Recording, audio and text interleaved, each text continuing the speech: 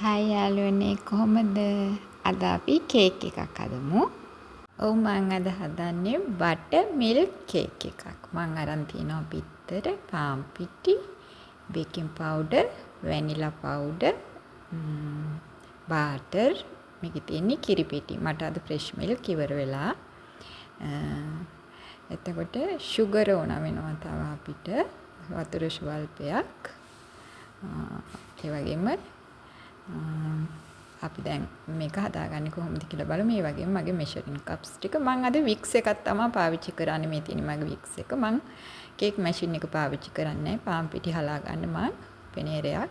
එතකොට මම මේ කැෂරල් ඩිස් එකේ තමයි මම බේක් කරගන්නේ. ඒකට මම බටර් ටිකක් ගාලා ලෑස්ති කරලා තිය ගන්නවා. නැත්තම් මම බටර් තමා පාවිච්චි කරන්නේ. මම පාන්ච්මන්ට් පේපර් මම පාවිච්චි කරන්නේ නැහැ.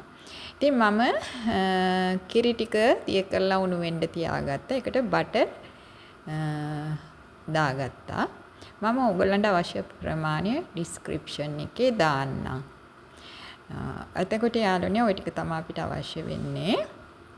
බටර් ටික අඩු ගින්දරේ හොඳට උණු කරගන්න ඕන කිරි එකත් එක්ක. මම සීනි බිත්තරයි මේ විදිහට හොඳට වික්ස් එකෙන් මික්ස් කරගන්නවා. සීනි බිත්තරයි. ඒකට මම වැනිලා පවුඩරුත් දැම්මා. පොල් තෙලුත් දැම්මා ඒකට මම පොල් තෙල් නෙමෙයි පාවිච්චි කරන්නේ කුකින් ඔයිල්. ඔයාලට පුළුවන් පොල් තෙල් පාවිච්චි කරන්න. මම සන්ෆ්ලවර් ඔයිල් තමයි මෙහි පාවිච්චි කරන්නේ. බටර් වලට අමතරව අපිට ඔයිලුත් ඕන වෙනවා. එතකොට මම පාන් පිටි ටික හලාගත්ත බේකින් පවුඩර් දාලා. හලලා වෙනම තියාගත්තා. මම දැන් ඒක මේ මිශ්‍රණයට එකතු කරන්න තමයි හදන්නේ. මෙන්න මේ විදිහට. අපිට පුළුවන් කැමති නම් සෝල්ට් පොඩ්ඩක් විතර එකතු කරගන්න පුළුවන්. ලුණු ටිකක් අපිට යන්තම්. කැමති නම් පුළුවන් එකතු කරගන්න. ඉතින් යාළුවනේ මේක හොඳට මික්ස් කරගන්න ඕන වික්ස් එකෙන්. අපිට මැෂින් එකක්ම අවශ්‍ය නැහැ කේක් හදන්න. කේක් මිශ්‍ර කරන්න. කේක් මැෂින් එකක්ම අවශ්‍ය නැහැ. අපිට පුළුවන් මේ විදිහට කරගන්න. ඉතින් මම අද ඔයගොල්ලන්ට පෙන්නන්නේ වික්ස් එක පාවිච්චි කරලා කොහොමද බටර් කේක් එකක් හදාගන්නේ කියලා අපි බලමු. මෙන්න මේ විදිහට හොඳට මිශ්‍ර කරගන්න. දැන් බටර් ටික මම උණු වෙන්න තිබ්බනේ කිරි එකත් එක්ක. දැන් ඒක අපි මේකට එකතු කරගන්න ඕන. මේ බලන්න දැන් හොඳට දිය වෙලා තියෙන්නේ. මේක මද ගින්දරේ රස්නේ නැහැ. බටර් ටික දිය වෙන්නයි ඕන.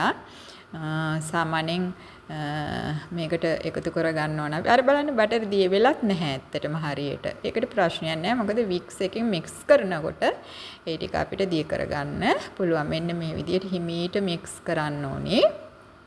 පළමුව මේ විදිහට මික්ස් කරලා මේ බලන්නකෝ මෙන්න මේ විදිහට හොඳින් මික්ස් කරගන්න යාළුවනේ. මේක හරිම ලේසියෙන් හදාගන්න පුළුවන්.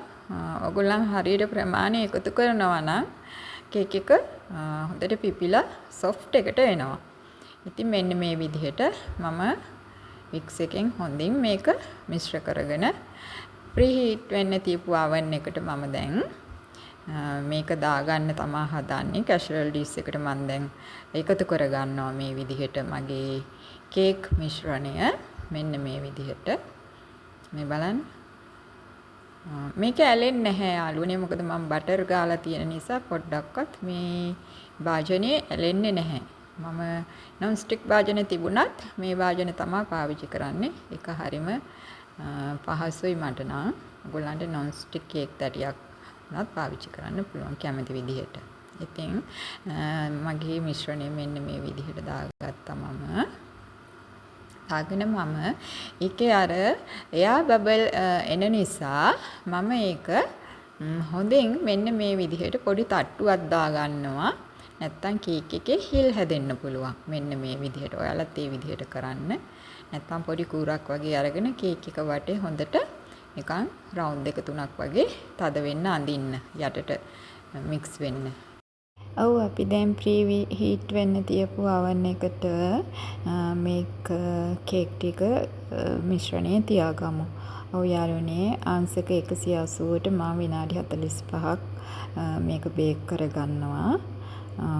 අපි මේ විදිහට තියලා බේක් වෙන්න ආරෙමු. ඔව් යාළුවනේ දැන් විනාඩි 45න් පස්සේ කේක් ටික හොඳට බේක් වෙලා තියෙනවා. ඉතින් මම මේක දැන් එළියට අරගෙන ඔයගොල්ලන්ට පෙන්වන්නම් මොන විදිහටද සොෆ්ට් එකට තියෙන්නේ කියලා. වව් මේ බලන්නකෝ ඔයගොල්ලොත් හදලා බලන්න යාළුවනේ හරිම සොෆ්ට්. දැක්කනේ? ඔව්. ඉතින් එහෙනම් මම අදට ගිහිල්ලා එන්නම් මගේ වීඩියෝ එක ඉවරයි. ඔයගොල්ලෝ හදලා බලන්න. බටර් මද රස්නෙන් උණු කරලා ගත්තාම තමා කේක් එක හොඳට සොෆ්ට් එකට ඒ විදිහට එන්නේ. ඒ වගේම අවශ්‍ය ප්‍රමාණයට ඔයගොල්ලන් තෙලුත් එකතු කරන්න. හරි යාළුවනේ අපි ආයෙත් දවසක වීඩියෝ එකකින් හම්බ වෙමු. මම ගොඩාක් බිසි අතරේ තමයි ඔයගොල්ලන්ට වීඩියෝස් අරන් ඉන්නේ. අදට ගිහිල්ලා එන්න. එහෙනම් ජේස්පීටයි සරණයි. බයි යාළුවනේ ආයෙත් හම්බෙමු.